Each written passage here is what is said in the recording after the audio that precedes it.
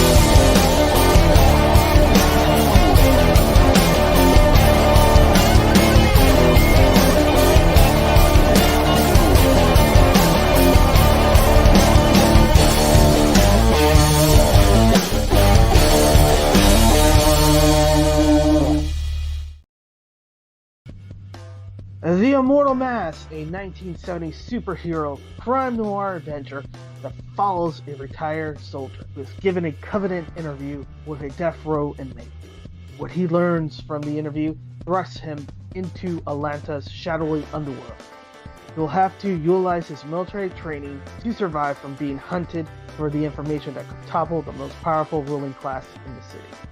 This is not a pre-order or a crowdfunding campaign. Get your books now at denali's.com.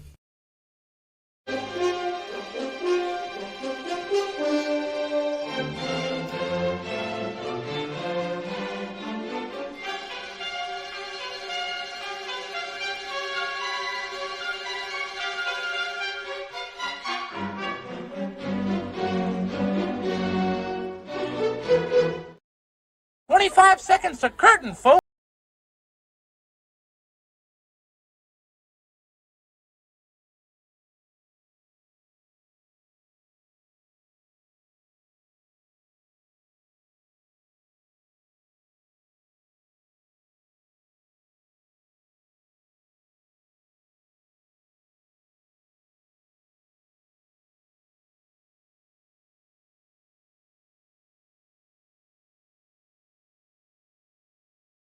It is another Friday. I am RJ Carter, and this is the LCS Guys show. With me is Michael Tierney, as always, faithful and stalwart member of the program here. Michael, how you doing tonight? Doing great. How are you doing today, RJ? You know, I was doing pretty good, but I started doing a little better. Just that first cold sip of the night. It's like I don't know. There's something in the roof of your mouth where it immediately transfers things into your bloodstream. I think it does it with that first sip of coffee in the morning. That caffeine is just like, it hasn't had time to go to your stomach yet. And you're like, I'm awake. It just osmosis right up in. Yes, it's true with alcohol too. I used to be a beer drinker, but I just lost my taste for it. It's like I've still got beer in my refrigerator from the first Super Bowl Mahomes won. Yes, I don't have to have it. I like to have one, and I know that I don't want to find out where my limit is, so I just stop there. Well, that's what I used to do to, test, I was, Irish guy, you don't think you have a limit. And so what I always did just to break my uncontrollable, just we're just drinking until you just pass out. I just always keep beer around. And now I just can't even get through a beer. I mean, I just completely lost my taste for it. I've had beers like that where I just couldn't get to the bottom of them. I found my limit. It's I don't know how many beers it is, but I know it's a fourth of a bottle of gin. That will, whatever the equivalent in beers is, that's my limit. There you go. I spend a night passed out on the floor, but apparently awake and being a very humorous or terrible person, depending on your perspective. So who you're entertaining, huh? Yes. Got an active chat already. Keely Chow is out there. Hey, Keely, glad you're here. Mike Walters has popped in to share the live stream. Always appreciate that. This is, being Friday, by the way. After the show, pop over to the mic stand and catch the comic book retrospective where Mike and one of his guests, sometimes me, will read from the golden age of comics. And we do the voices and we do the action sound effects. We're just having all kinds of fun reading old comics. Bam, Yeah. And it's like, we're reading The Clock. We're reading these, I can't even remember some of the names because there were very few superheroes. They were all like, nurses and airline pilots and spies. And it was just the name of the strip was their name. Military men, Captain Easy, Lieutenant this. A lot of captains. Nobody ever made it to General Trouble. Yeah. It was like, it was a general catastrophe. That would have worked. J.R. Exner, happy Xenu Day to you too, sir. And of course, Studio 3B is in the house. I keep saying 3.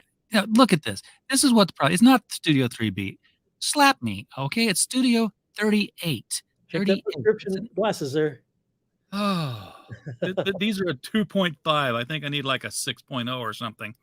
Before I worked on my first chronology, I wasn't wearing glasses at all. Then I started wearing them a little bit more. Then on the second chronology, now I'm wearing them all the time. And I just had to go up on prescription. I'm like a 3.75 now. They're definitely short distance because it's like, I don't even see me now. I was like, where'd everything go? But I need to quit self-diagnosing my prescription at the Walmart reading glasses counter and just go in and sit down and say, okay, use the machine, figure out what I got to have. Because I bought some glasses recently and they worked in the store and I got home and I put them on. And it was like, whoa, it was this fishbowl effect filled with water. Like I was looking through that. I was like, no, these are not good. This is not what I need. I don't know who you are, Facebook user, but we are very happy to have you here. Thank you for the hail and hail back to you. So, it's been a long 2 weeks, but what's been going on in the world of comics, Michael? Oh, keeping me busy. It's kind of funny. I was just finishing up my FOC for DC. And it's like, man, it just amazes me how the people dealing with retailers, like, are you just trying to trash your sales? It's like you have to go through this order form. And I wait till just like the final order. You got it where you can do it like advanced orders, but people change their mind too often on stuff. And since I'm ordering just for actual sales now, I wait till the last second to process my orders. And so I'll look at this thing and I'm going along. Okay, I've just gone through all the DCs. Then all of a sudden, Alphabetic starts up again. I go through Alphabetic again, and then now they're mixing all these other publishers in. So I'm seeing these other publishers at the start, seeing other publishers at the back. Then I get to the graphic novels. Like, okay, I got to be done. Nope. Here's Fables. Here's the Deceased series. I'm like, are they hiding these other series in the back? Are they just trying to trash the sales? I swear, these guys, they don't know what they're doing sometimes, the way they just package things. Just the order of listing them in the catalog for you to go down online on computer, and let's just jumble them all over the place. Yeah. I mean, you would think they would at least put all the same titles from the same publisher in one block, whether they were... You can tell the programmers have never had to actually use their work. Oh, that's horrible grouping. Yeah, and you can't change that. I mean, you can't say sort by this and sort by that. It's just PDF. And the Diamond catalog's kind of the same way. I mean, it's like they've always been this way, even before Marvel and DC left. But I use a Diamond program called Comic Suite, and it just like jumbles the Marvels up. There's no alphabetic to them. There's nothing by release date. It's just jumbled all over the place. This one's over here. This one's way over there. You do a printout, and you can't arrange a printout by any kind of criteria that you can actually use to when it comes time to matching them up with their final order cutoff through Penguin Random House. So you just got to completely search through every line to find out there's that line of my information on that. That's what I had down. I mean, it just the end user is just not ever being considered into. I just wonder why the comic book industry is not doing as well as it should be. I mean, you're just not taking consideration. Sounds like they're putting the stuff they maybe want to sell most up front rather than if they're not alphabetizing it. I can't think of what other reason. Well, they they're semi-alphabetical, but then they'll start the alphabet over again, and then they'll just jumble them up with all the different public. I mean, I just can't find a rhyme or a reason to it. And are they doing it by release month? Like No, this is all this is all stuff that should ship together. Of course, it never does because stuff ships late, stuff ships early. Things are just all over the board. I mean, it's just a mishmash, and the Comic Suite system. People were always asking me, when I closed my stores, well, was there anything if you gone back you would have changed? I'm like, yeah, I probably would have used a different computer program. I don't know if anything else is better out there, but this thing, it just for something that's been around as many years as it has, it's just got too many problems. It makes too many mistakes too consistently. And I used to try to call them up and say, hey, here's what it's doing. And their pat response was, well, it must be something you did. Now, I'm sure with a lot of people who don't know what they're doing with computers, that's probably true a lot of times. But don't assume like every time, or just disregard everything you're told because it can't ever be us. Yeah, it's always a short between the keyboard and the chair. I'm a programmer. I've worked IT for 35 years. We see it all the time. But the other half of that is, if the user's having a problem, then there's maybe something wrong with the user interface that is in interface. We have CU, we have CI, and we have CX. We have customer interface and customer experience. And if either one of those is off, that's on us. We did something wrong. Right. And nobody's taking that into consideration when it comes to dealing with programs for retailers to place their orders by and this and that. So, I just it should be better. But I don't have to deal with it quite as badly now. I used to with my stores. I did all the ordering. My employees would process the orders. Well, I'd come in every week like, wait a minute, what's this doing on the shelf? I ordered that for so-and-so. I ordered this for so-and-so. And people all the time were like, hey, man, I was supposed to have this, but I found it on the shelf. Well, I was thinking maybe my employees were just doing an awful job. Now that I'm doing everything, because I found out I had a person I had hired to work part-time. Well, then he didn't want to do the job anymore. He got another full-time job. So hey, go get it. And then I started doing everything myself. And I realized this is why it actually takes me less time to do it all myself now than it did to have somebody else do it and then go back and correct everything of all the stuff that got screwed up. And it wasn't that he was screwing everything up. I mean, some of it was, but not everything. And this thing is just, it's such a mess. Like, it did it again. I'm cussing this thing every time I'm working with it. I just, I'm always hope nobody comes to my door and hears me ranting and raving because I just venting on this thing. Yeah, you should hear me putting together comics sometimes because I'm like, I got limited space to work as it is. So I'm folding up Geminis and I'm knocking my tape on the floor and it's the tape's fault. And boy, do I let the tape know it. It's I let that keyboard doesn't want to type right. Yeah. Yeah.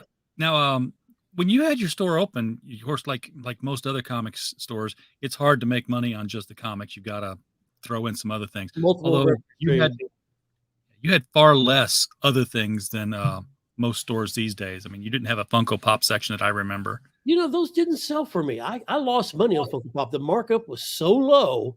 You had to buy like a case of 12, and if you didn't sell all 12, you didn't turn a profit. I mean, it's like going to the horse races and gambling. Like, all right, if you bet $10 on the favorite to win, you might make $1. Like, that's just not a bet worth placing. No, you got to sell that 12th one to make your money back. Yeah, and it just there are so many things that were like that. Trading cards was another thing like that too. The markup was so poor, it just wasn't worth it. Yep. Studio 38 says you're making the case for pen and paper order forms. Yeah, I used to do that. Now, the bad thing, and this is where the good thing about computers does, is the instant access of information. Because, like, say somebody's shoplifting a book, you're doing it by paper, like, oh, that book's gone. I guess I sold it again. Then you're looking on the computer form, like, no, I didn't sell that book. So you're not ordering for the shoplifter every month. Well, yeah, because I can't even imagine how much money you probably lost over the course of the history of the store. Oh, I just called it the walking death out of the a door. thousand cuts. I mean, the employee theft, customer theft. I mean, it just when my first day of my stores being closed was the first day in 40 years that somebody wasn't actively trying to steal from me every day. I mean, and it's not, that people can't afford it. It's a kleptomania thing. It's just people do it for fun. There's one guy I had to have him arrested 3 times. Reason I ask what you know about having other things in the store is J.R. Exner's got a question about sports cards, and I don't recall that you had sports cards that much. Yeah, the sports cards, I didn't ever deal with those much either because, well, one, I didn't have any expertise in them. And so I can't answer his question. But back in the 90s, what happened was sports card shops were all over the place. Well, so that was their area of expertise. I just said, okay, you do your thing, I'll do my thing, and I'll focus what I know. Well, then the sports card market just completely crashed right after that baseball strike. And all those guys got so desperate, they decided, hey, we all got to become comic book stores. And so then as far as his question is, I'd say best thing to do is just go look on eBay, but hit completed sales, because what people are asking for is fantasy land sometimes. Wow, this is worth $1 million. And you maybe get 50, sometimes on something, just you'll see hundreds or thousands of dollars on items that sell for 10 or 20 sometimes. I mean, people ask for fantasy numbers sometimes. So look at actual, things like looking at guides and start looking at, sales reports, because eBay is great for that. You can see what they're actually selling for. Actual activity, because what other people say it's worth doesn't mean anything. Is what will it actually sell for on the market. But going back to the sports cards market, when all the card shops, everybody just all organized overnight, and they broke all the Sherman antitrust laws. They started having private meetings. They started doing price fixing. And they said, okay, well, we're going to buy all his copy of these titles this week when they come out, and then we'll just jack up the prices on them, which is what they used to do on the sports cards. Because I never understood how could a rookie card for a guy be worth what it'd be worth, if he goes to have a Hall of Fame career. Well, okay, so if he has a Hall of Fame career, then it'll finally be worth what you paid for it. I mean, they were gouging and they were raping their customers. That never made any sense to me. So what would happen was they'd come in, they'd buy all my copies of a stack on the shelf, and then customers come in a little bit later, and I'd put another stack out after they left, and I learned real fast what they were doing. And customers say, well, how come you're selling this cover price when down the street it's $20, $30? Like, hey, you have to ask them. To me, it just never made any sense to take advantage of your customers on the hot item.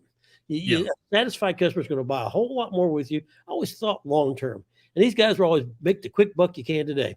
And another mistake they were making, I just laughed, because they were buying all my product of stuff that I couldn't sell because they were reading Wizard magazine.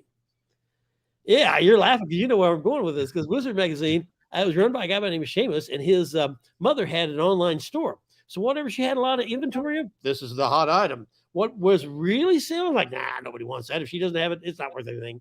And so they were using that like, this is the Bible. Oh, this is what we should go buy. He's got a whole bunch of grab all this stuff. We're like, okay, yeah. Oh, you're breaking my heart here. Yeah, you can buy them all. I used to fall for the Wizard guide too. So it's but the joke they was made comics fun. Yeah. They had a lot of fun with it. They had good articles. They were basically just doing fumettis where you put toy figures in settings and do jokes with about what's happening in the scene. But the joke was that the way you spotted a crooked retailer at a convention was he bought by Overstreet and sold by Wizard. Yes, that was the trick. Buy low and sell high. So 38's definitely noticed the online price guide listings massively overinflated, of course. Oh yeah. And JR says, a rookie card sold for, I want to say $100,000 there, but I don't understand how to find out what grade it is without mailing them away. Oh, that's a scam. Yeah. I don't encourage anybody to do grading. Yeah. So even CGC, which I understand you were, I'm an overseas price guide advisor. And so an advisor. 1999 or the year 2000, we all met up in Baltimore, Maryland, and CGC was just forming. And so they wanted us to convert our 100-point grading scale to a 10-point scale that they could use. And they did end up using that. Basically what we did, we just took off the zero. So, okay, we got our scale. And, but then they said, well, we're using our own scale now, but we won't ever publish what the criteria is. That way they can't get caught for their own inconsistencies, because they use the buddy system. Hey, if my buddy sends up a whole bunch of something, I'm going to be a little bit more lenient with the grade than, hey, RJ just sent me one copy of this. I'm going to get real critical on that. That's just the sliding scale that they used. And, it's been through a lot of different hands, a lot of different graders over the years. So there's been a lot of ups and downs as you go through all these different evaluation processes. And, there's all sorts of things going wrong with that. Like they're finding out now that, hey, they heat sealed those books in, did some damage that way. Then they're also, did you hear about another scam that's starting to break is where counterfeiters are counterfeiting the slab books. And they'll just counterfeit the book itself, and they'll seal it back in, and they'll even have the same number and everything like that. And unless you crack it open and look inside and realize, hey, these are Xerox pages on the inside of the book, you don't know that you just spent a fortune for a fake CGC book. So that's another scam that people are running out there. To me, if you're going to buy a collector's book, you want to actually be able to see the book, not like, if you break that case, you lost the grade. So I just never did do it. And I never was agreeing with their grading. And what really broke me, I was one of their first dealers. And what broke me is because you never take it like to a year to get your books back, even at the start. And I sent in multiple copies of this white variant of Ultimate Spider-Man #1 for a customer. And he's going nuts after a year goes by. He's like, when am I going to get my books? Well, I finally get the box back. Oh, thank goodness. I don't have to hear about this anymore. Open up, it's the wrong books. They got the orders switched in the box. Well, I seal that box up, immediately send it back to him. Say, okay, you got the wrong books that you sent me. I'm sending it back now. So whoever these were supposed to go to, they've obviously got my books. Well, after a year, tell me, don't worry, we've got the books. We're going to get them graded. Don't worry. Oh, no, son, we don't think we got them. Well, I shipped these insured. Well, after a year, the insurance is void. Yeah. And then to double, now I got to pay the customer the value of his books that they lost. But then and even make things even worse is you only got paid once a year, like a 5% rebate over your total order that you processed, which really wasn't worth the time and trouble. Well, they didn't pay me anything that year because they were afraid, like, oh, he could use this as evidence that he actually did get those books. So they cheated me that way too. I mean, they just did a triple whammy on me. And I was like, I closed my accounts. I never would touch CGC again. I just, just stayed away from it. I don't blame you. I mean, I've got some books that are slabbed, so to speak, but they're not slabbed. They're framed. I owned them. I took them by hand to the guy who was doing the framing, and he was an older gentleman, and it was a local shop. Yeah. And he'd been running this frame store since the war. Okay. Since and so he's long since retired now, but he would cut the special mats to fit them. He framed everything. If you brought it in, he would frame it. But he put them behind museum glass because he understood, sunlight damage and stuff like that. UV protection, you got to have that. Yeah. Yeah, exactly. So I've got these paper in there with it too. So now again, I've got to break the frame if I ever want to read these things. I got to take them out of the because they're not slid in the back like a comic book display thing. They're black paper sealed and glued all around the back there, and it's held in place by the mat. The comic is in great, secure condition. But I got my Green Lantern #40 done that way, with a dark green mat and a little tab that says, "Hey, here's what it is, and here's the purpose of it." Same with my Flash 139 or 131. I want to say first reverse Flash. Okay. With a red border, and then he did this one big frame with a double cut mat. So it was like it was a mat to fit it, but it was cut for two comics to show and still be bordered down the middle. With my first appearance of Betty Kane Batgirl and my first appearance of Barbara Gordon Batgirl, all in the same frame. Oh, I bet that looks good. They look fantastic. But if I realize I can't read them, nobody can read them. And now you probably don't even have a place to hang them. No, I don't. I don't have a place to hang them. So that's it's a mess. Yeah, I've got a lot of that problem since a lot of stuff I brought from my stores, personal stuff is like, I got all these frame stuff all over the place, articles about me that was in the newspaper. I don't know where I'm going to put these things because my home is decorated in original, oil paintings. And so, it's just, that's a conundrum is sometimes you get too much stuff. George is visiting us. Hello, George. Welcome to the show. Greetings. And in case you wonder who the little blue guy is down there, Michael, that is same blue guy that's on my shirt here. That is Joe King. That is George's creation.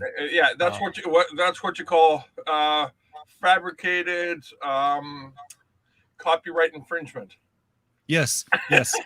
Okay. See, George has sent me his images to say, hey, put these on, magnets for the books that I'm distributing for him. And then Sticker Mule comes in and says, hey, we're doing a special thing on T-shirts. We'll give you one for $9. You got anything? I'm like, no, I got all the T-shirts. Hey, wait a minute. And I send them George's picture, and I get on stream with them. I'm like, hey, look what I got. And I get him all angry because I'm sure George appreciates you advertising for him. Yeah. It's a That's fine it. Yeah. It's a fine one. Uncontrolled chaos. Yes. But George, I'm glad you're here because I saw a news article today about a comic book. Apparently, the Copyright Office has denied it the right to be copyrighted because AI artwork. Yeah, I believe this is the second book that was told you can't, copyright AI art. Yeah. Yeah. Huh. Guess they didn't learn the first time. And what was the first book? I don't know, but I don't know whatever it was. Somebody out there is not getting it. Yeah. Now the whole thing with AI, and matter of fact, there's a launch that I've got on Kickstarter right now that incorporates AI as a tool. It's not actual AI artwork, but it's Yeah. You're okay. You're okay. Yeah. And but what I'll do is like and this is the crux of what people get mad about AI is people just type in a search and it goes out and it skims off of all these images on the web and then comes up with a composite. Well, what I'm doing, I've got my own website and I've got a shadow page on my website where I'll load in my photographs, I'll load in my artwork, and I'll direct it to my page. It's like, here's the links to those actual images, and then I'll generate the images I want. Then I'll go and I'll take those links down so nobody else can actually come in and harvest them. And so they're only up there for while I'm using the AI. And to me, it's kind of like using Photoshop, because you're overthinking it. All you have to do is just have your own Discord server, and just upload the images into your own Discord server and communicate back and forth with the bot. And I tried doing that, but this actually worked better for me. And I got better images back what I was wanting to get this way too. So right now it's working for me. And I'm coming up with some images of. Do you have are you paying for the option where it says privacy? No. Oh, well, then everything you're doing is publicly available for people to see. Yeah, but what they're seeing are just elements that I'm then pulling into another work that I do on my computer that they don't access. Yeah, because you take several elements and you make a composite out of the whole thing. Yeah, it's like on this project that you've got a banner running on the bottom of your program here by Skydance and Winter Fire. It's about 40% my photography, about 40% of me pulling elements from different, the process like I was just describing, to then mix them all together, and then going through another 20% of Photoshop and just decorating it all up. And what it was is I had this incredible event happen in my backyard. Have you ever heard of winter fireflies? Yes. Yeah, it's the most incredible sight. And what it is, I had one winter where I was moving a pile of wood, and then I was outside a lot, and I noticed all these winter fireflies. They were just all over this pine tree. Now, normally a firefly is like a lazy flash. They stay kind of close to the ground. Well, it started getting cold again. Well, they got up in these two giant pine trees out behind my house in a big parkland, green space for the city. And it was like they were on meth or something like that. They were just go staccato, just bam, bam, bam, bam, bam. It was like no Christmas tree I'd ever seen with lights ever looked as flashy or as good as that. And I tried to capture it with my camera. I tried to capture it, with a video camera. I mean, I did everything I could. I said, I just can't get it right. And so this, I finally created some images using all these different melds of multimedia to show what that looked like. And so I've actually got two stories here. One, me describing kind of what I was just talking about, what I experienced. And when I was moving that wood pile, I kind of blew a bug off of one of the piles of sticks of wood when I was moving it, the old wood over to a new spot, so I get some new wood brought in. And so the rest of it is kind of like a fairy tale. Like, I tell you my story. Then it's like, I wonder what happened to that bug that I kind of blew off that stick of wood there. You know what it sounds like. It's like a modern day version of a Grimm's fairy tale. You know what you did to those flies, right? Well, they weren't flies. When you disturbed them, they were using the tree for heat, and when you disturbed them, their lifespan kind of shortened. Well, I didn't actually do anything to the fireflies. I mean, the fireflies that was on a big pine tree. I mean, they were up in the sky. I'd have to be 100 foot tall to have done anything to disturb them. It got warm. It got warm, then it got cold, and they said, "Oh, this is all we're going to have to live." Party time. It sparked them to come out of the ground. And so, but then there was another type of bug that was on the wood pile that I blew off, and I just made it into a ladybug because it was just an old brown, not a very impressive looking brown bug. Like, ladybugs look a little bit better, and I kind of anthropomorphized them. Everything else is looking realistic, but I left the bugs as anthropomorphized ladybugs, and kind of did the story of what happened to that bug after it had its encounter with me, and then also the encounters that it had with the fireflies and what they were going through. And I just kind of weaved a whole big story into it there. So first was just what really happened with me, and then what might have happened to that one bug if it was a ladybug. So this is going to be a graphic novel then? Well, it's a prose with illustration. You have a full illustrated picture on the left side, and then on the right side you have text in kind of an illustrated framework. Okay, I know what you're doing there. So you were able to get the AI to deliver anthropomorphic bugs, right? Yeah. That's no mean feat, because it's like I'll go through 30 or 40 iterations to get a woman sitting in a stove. Yeah, it's hard. And then once I got like this one character right here, that character is in like 3 images. And basically what I'm using photographs of ladybugs, I've taken my yard and all this stuff. And the way I got it to anthropomorphize, I wanted to see Genghis Khan as a ladybug. And this is Genghis Khan as a ladybug here. I can see that. No one appreciates how hard you work when you're doing AI. All that typing. And so I put in there too. And of course, what you're seeing there is not what it generated. I've made a lot of changes to that, and made it into a unique piece. But it's like I put an article in the back describing the process, how I did all these things, and I talk about how in that article I said, look, it's like they say, 90% of everything is crap. Although I used a cleaner word for print, but and that's the same thing true of this. You got to go through that 90% of junk. So you want to work with. What I'm hearing is, I'm coming up with a concept. So the Copyright Office says you can't copyright this concept, this artwork, this thing. So if you use AI to generate an image of Superman, and you try to copyright that work, and the Copyright Office says, "I'm sorry, but Superman, you can't copyright Superman." Yeah, well, that's a whole nother can of beans there. Will you default DC Comics into the public domain? Yeah, that like I said, that's a whole other can of beans there. I mean, that gets really complicated. Which version is Superman? That gets tricky. I can see why they kind of said we'll pass.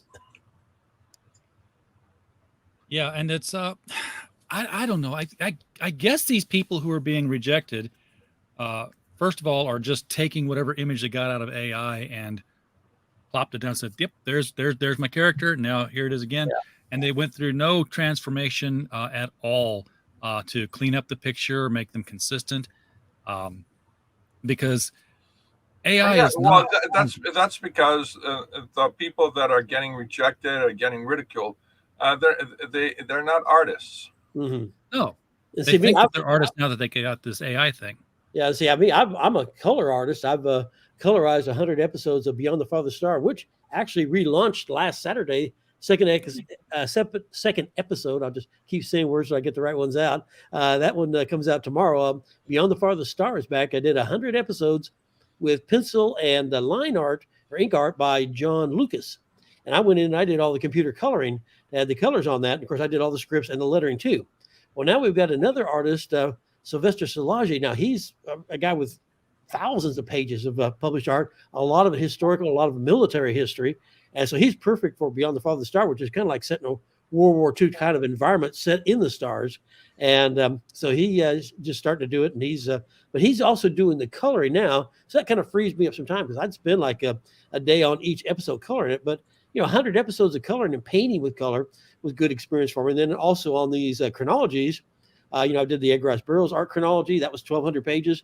And I did the Robert E. Howard art chronology, which is at the printer right now. And between the two of them, that was like 12,000 images that I had to create, or not create, but scan and then process for print, because you can't just scan it and then print it because it won't look right. And then some of these images were over 100 years old. I had to do all this restoration to bring them up to make them look like they're brand new.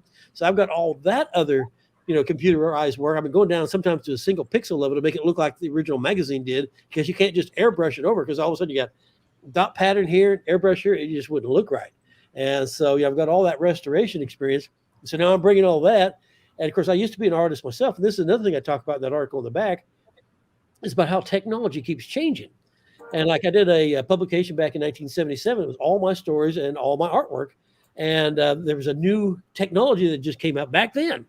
Used to, you had to use a quill and the bottle of ink to do inking, on any kind of good fine art. Well, then all of a sudden they started coming up with ballpoint pens with water-based ink. Pentel was just doing some incredible types of pens.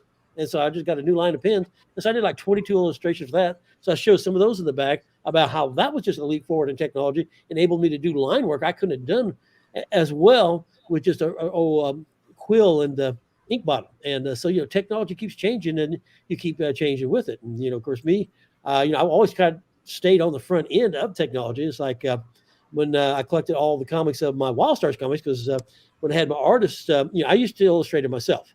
And then with 2 stores, I was like, I just don't have time to draw them anymore. So I started hiring professional artists, and then I would go in over their pencils and I would bring it out to make it look like it was finished ink work. Again, using Photoshop, I came in with the airbrush and I would add in all the gray tones and grayscale and, give it a painted look in black and white. And so there were hundreds of pages I did there. And when I gathered it all together in a graphic novel, it was actually the very first graphic novel that Lightning Source had ever done. Well, they're doing tons of graphic novels now. But mine was the very first one. And I remember it's so funny as I'm having a conversation with the production department, because they're like, we're going to do what? Because everything they'd done before them was printed words. Now, I come from a printing background. So I was using printer technology, and they didn't know what I was talking about. And I got to one word. And, in printing, when you talk about heavy ink coverage, that was just referred to as heavy blacks. So when I asked them, I said, would you have any problem printing pictures with heavy blacks? And you just hear this silence come over the room. And then finally, my rep who was setting up the meeting, she goes, I think he means a heavy ink coverage. And you hear kind of this nervous laughter, like, oh, that's what he meant. And they're like, we knew that. Yeah. And I was like, what kind of graphic novel do you think I'm putting out here, And so, just going through different terminologies, this and that. But so I've always stayed on the front end of technology. And so when started seeing this, Discord and, this Mid-Journey and all the stuff that what you do with that, I was like, hey, yeah, that's another tool I can use. And there's some things it does so much better than Photoshop does. It's watercolor process. Your watercolor work, when you convert over to watercolor, looks so much better through them than what it does anything in Photoshop. Now, Photoshop still looks better when you try to convert it to make it look like it's an oil painting, when you can get that brush stroke better. So different technologies still work better on different things. So that's a lot on that Skydance Winterfire. And with most of them, the back cover is a watercolor, but the interior and the cover are all done in oil painting style. Nice. Yeah, the thing with the Copyright Office, they said that if it's done by a machine, then it can't be copyrighted. And I would love that argument to be applied to photography. And how about everything Photoshop? I mean, every comic being made by Marvel Comic and DC has Photoshop machine airbrushing for the coloring. All coloring is done by machine. Yeah. So you can patent the machine that creates an image, but you can't patent the image that the machine creates. Yeah, apparently. Yeah, that argument is going to have problems, because I understand where people don't want you swiping other people's work and passing it off as your own. But it's a tool. Well, no. That's copyright infringement. That's exactly. That's theft. That's photocopying. Whatever you want to call it. Right. Yeah, that's always been illegal. So that's nothing new there. Yeah, and people mistake photocopying to AI are randomly generating images. Right. And so now everybody just thinks AI is like, ooh, demon. Stuff. Yeah. I was like, look, this would have been, if we'd had social media back when Photoshop first came out, it would have been the same argument all over back then. It was like, oh, no, because that's been accepted by now. But people forget there was some argument back then about all of a sudden you could, I want a picture of me standing next to the president. We can't tell, that's not a real picture. And that was even going on back then, even though you didn't have the social media that you have now. and now people just grown to accept it. And yeah, like, oh yeah, that's a Photoshop picture. And Yeah. but And they of course, accept Photoshop has stamps. It's like, if I don't want to draw every link in these chains that are flying around Spawn. Hey, look, here's a chain stamp. I just changed it to that, and I draw the brush up and around, and suddenly here's an entire length of chain that would have taken you hours to draw, and you just made a swoop. There it is. Right. But that's copyrightable. Yeah. So yeah. Absolutely. So it's a can of worms. It's just new technology, and people are going to take them a while to wrap their heads around it. And and so, but I'm kind of trying to break the rules there and trying to use it the way it should be used with this Skydance Winter Fire. So it's an original story by me, and it's kind of two stories in one: a real story along with kind of like a modern day fairy tale based on real events, and where I'll just take a lot of my Photoshop art and there's Photoshop of a lot of me doing color work in it, and there's a lot of my photography all blended into an end product. When do you think that's going to launch? I'm not sure. I just he just sent me that link right before the show, so I hadn't had a chance to actually look at what his target is. All right. Well, I put the link in the chat, and of course, it's been scrolling along the bottom of the window here. So anybody who wants to get on the sign-up list for that to be notified when it comes out, head over to Kickstarter. It's not going to cost you any money tonight. Just say, hey, let me know when this thing comes out. We'll be able to find out a whole lot more about it. Yes. George, this is a Friday night, which means it's a busy night for you. And I know that you're preparing for your next show because Friday is the mystery movie night. I'm trying out a new technique. I hired a bunch of slave labor, children from sixth world country. Sixth world? Yeah, sixth world. Yeah. Kirby hadn't even found them yet. I bypassed 1 through 5. Everybody's always looking for, the kids that are going missing from, first world, second world, third world, all that stuff. I went right for the sixth world. Yeah, the one past the ice wall in Antarctica. Yes, off the edge of the rim. Right. That's right. What's on deck for tonight at the top of the hour here with the movie? Well, it wouldn't be a mystery movie if I have to tell you right in ahead, man. Jeez, this is true, folks. It's riffing on old public domain movies. Obviously, George isn't taking Star Wars and throwing it up on YouTube to see what he can get away with. These are not yet. We're gonna wait them out. Yeah. The copyright ends around 2075. 2075. Yeah. When it would run out. True. But find a lot of old science fiction, a lot of old serials, and George, like you, Michael, George is very skilled in restoration with both art and video. So he's cleaning up all these videos. Banknotes, from digital images to paper. He's on it. So these are all cleaned up, worthy of being stamped onto DVDs and repressed if he ever was so inclined to do so. Still encourage that. But if you are wanting to watch some really old bad movies, the George Peter Gatz's channel, which I linked in the chat, is the place to go to subscribe, catch up on those things, become a member, and you can watch them in the back without people talking over the film. Pay us to shut up. Yes, it's a proven strategy. What was that girl got off YouTube for a month? Yes, because she had a tear that she was some OnlyFans person, Patreon or whatever, and she always had a tear that said $50,000. I'll shut up for a month. Somebody paid it. she just closed everything for a month. So. I'd close for a year for $50,000. She came back with a smiley face, didn't she? Oh yeah. I can't imagine having $50,000 to just give to somebody. Yeah, no kidding. To make a point. Just to make a point. Well, interesting thing about all these women who get money, mostly from men and stuff like that. What kind of woman is that? Well, no. You hear women bitch and complain, I can't find a good man. I can't find it. It's like, yeah, well, you set your standards so high that you're actually looking in the wrong direction. Don't go to the library. Don't go to your spiritual cathedral.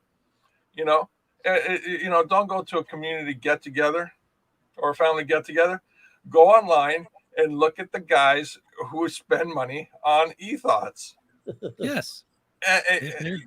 Those are the guys that are alone and have money. Yeah, I always had so many women working for me over the years, and I'd hear them talking, saying, always complaining, and about how they couldn't find decent guys. And I said, well, where are you going to meet them? They were going to gay bars. We're like, well, duh. Yeah, plenty of fish in that sea, but none of them bite at your bait, honey. Exactly. Yeah, it's funny. Well, Val 13 said he had to look back at the stream. I thought it said LDS stream, and I was way off. Yes, different kind of church being held here when we talk. But episodes, you hear people talk about superhero fatigue, or movies come out in spates of genre. They're like, oh, it's another one of these kind of movies. Getting kind of tired of them now. Apparently, 1950 was the year of the prehistoric woman on another planet, because George, seriously, how many of those have you run across in the movie showing? Yeah, it's ridiculous. How many women have been to Mars and the moon long before man has been to the moon and to Mars? Yeah, and Venus. It's ridiculous. Women have been in science fiction. Women have been in outer space long before man has, and they say there's and what's her name? Kathleen Kennedy goes, the Force is female. Bitch,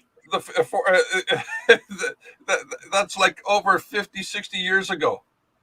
Give us something new. Yeah, it's been years and years of that. I mean, you had Planet of Prehistoric Women, you had cat women on the moon, you had prehistoric women on the moon. Yeah. It's Women of Mars. Women of Mars. These directors knew what sold to their audience at the drive-in. Yeah. Beach blanket bingo in space. Oh, yes. Yeah, pretty much. It was boy, I'd sure love to get off this planet and just be me and a bunch of women. Virgins from outer space. I mean, I haven't seen that one. Wait, I might have that one on Betamax. There's absolutely zero virgins. I kind of used a little bit of a lead in like that on last week's. I'll do teasers for each episode of Beyond the Farthest Star when it comes out, on Saturday. And so the teaser I did for I don't know if that's something you can pull up very fast or not on the link there. If you go to my website, I don't know if that's something you can do, RJ. Yeah, I can do that. Wildstars.com. Yeah, I'll just let it show it. Just that we can enjoy the full experience there. If you speak of uncontrollable rage and power, that's not the Force. It's called the period. Usually the period before the period. Okay, so what am I looking for, Michael? All right, well, scroll down to Beyond the Farthest Star.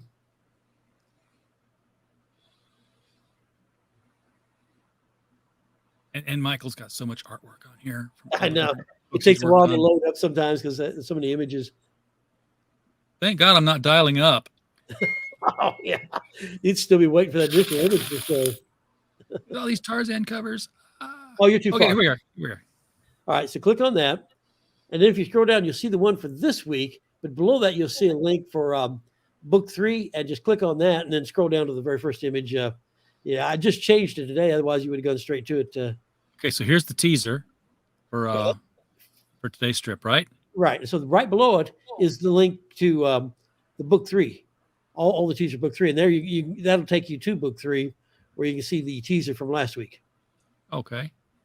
Now, it fits in with our conversation, although I had to kind of stop the conversation completely dead to get to it here. So you see the ship taking off, not the one at the top, because that's going to be kind of like the header for the whole book 3. But go down a little bit further, and you'll see where it say Wahoo.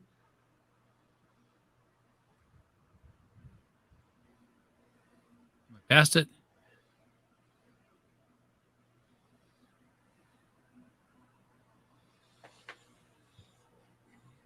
I think I passed it. Okay, what are you seeing? Are you not? Never mind. You know what happened? What happened?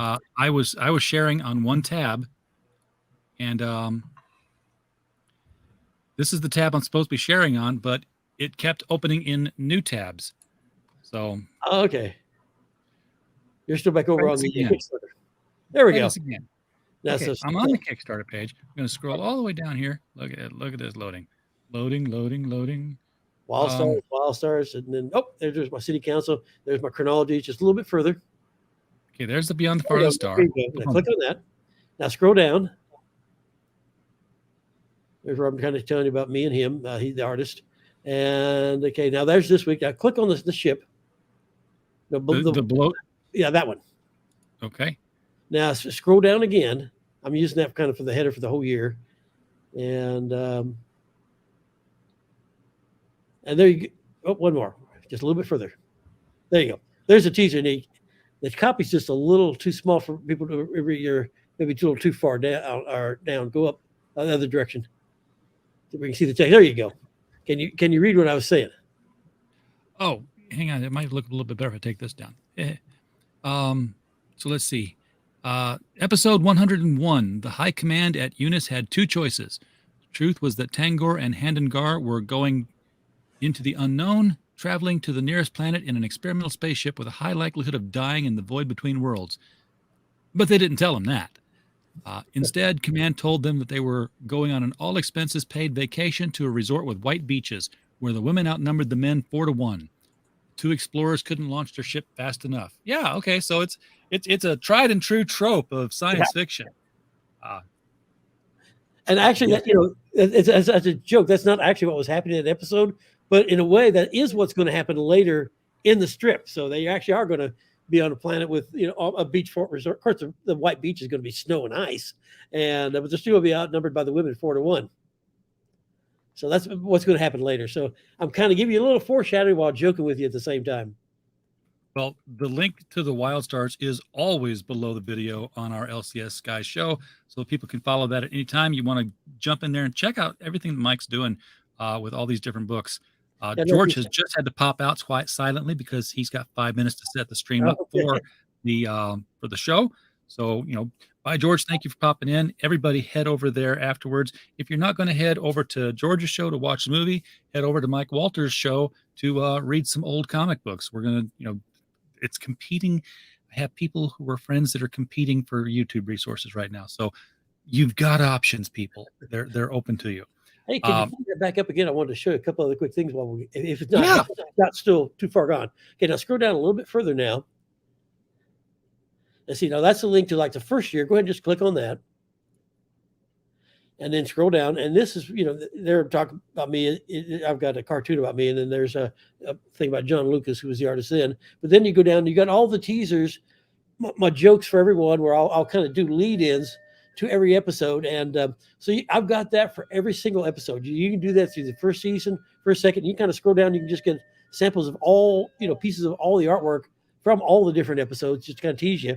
Now, anytime you actually click on one of those images, it takes you to the Egg Rice Burrows website, where you can actually view not just my strip, but any of the strips they have, and you can see up to 4 episodes before you have to subscribe.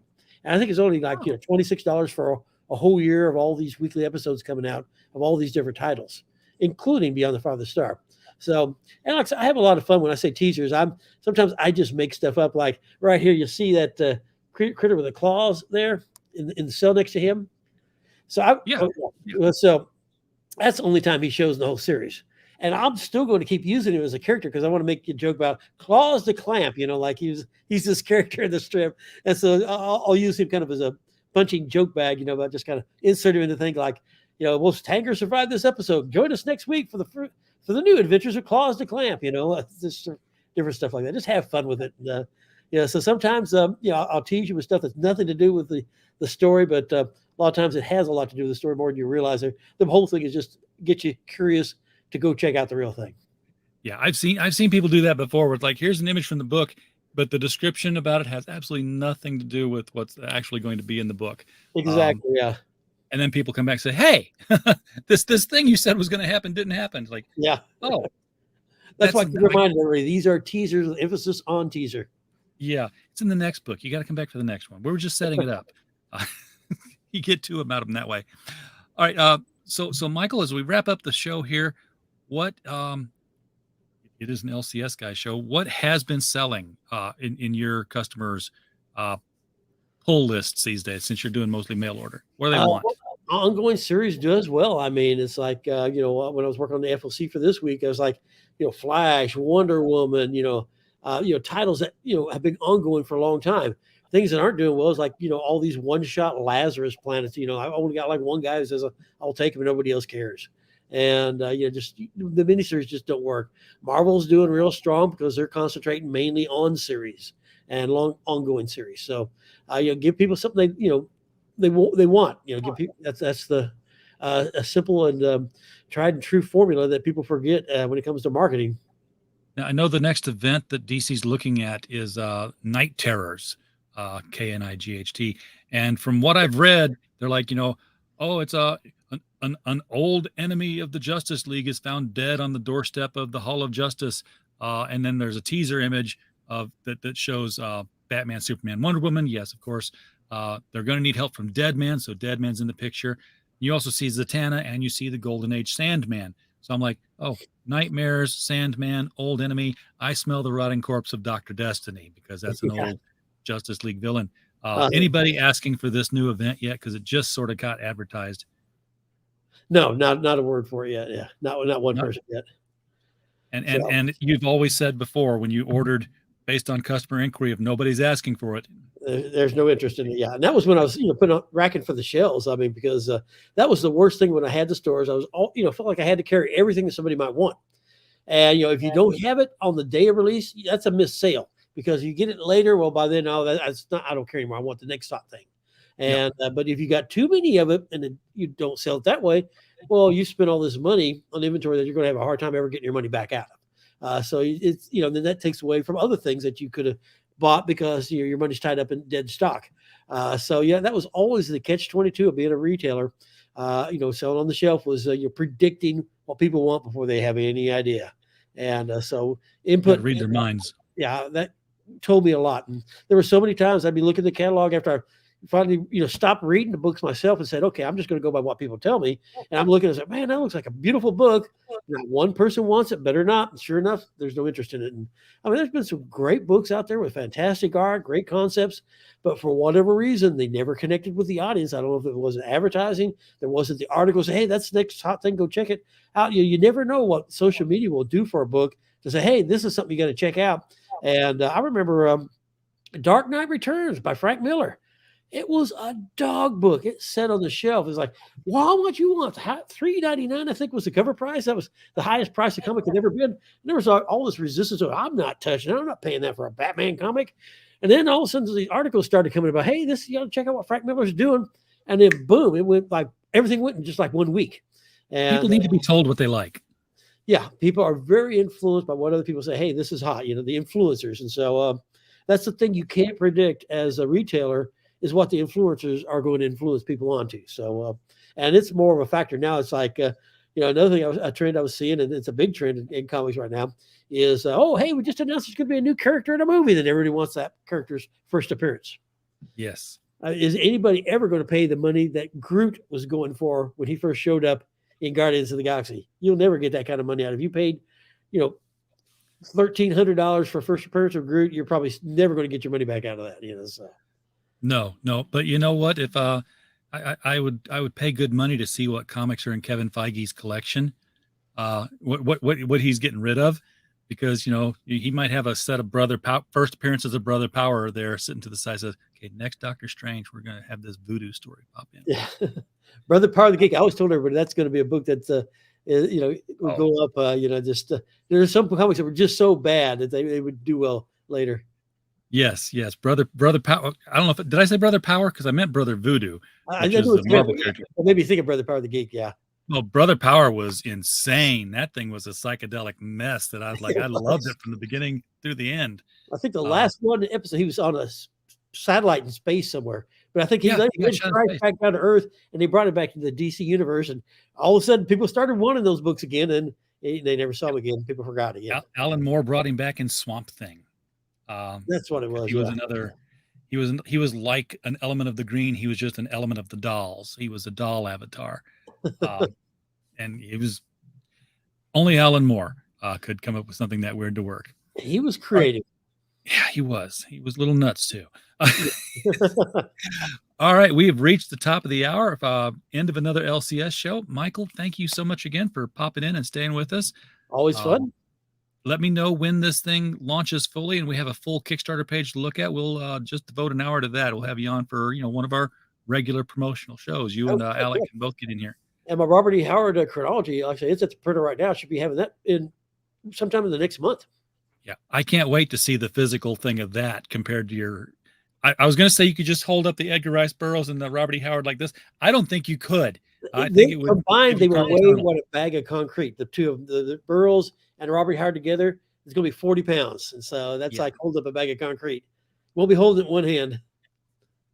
You do make big books, sir. I do. All right, everybody in the channel tonight, out there in the chat land. Thank you so much for being here. We don't have a show without you. We are just a podcast falling in the woods otherwise. So thank you for being here. And of course, as always, while you were here, we just hope you had a blast. Good night.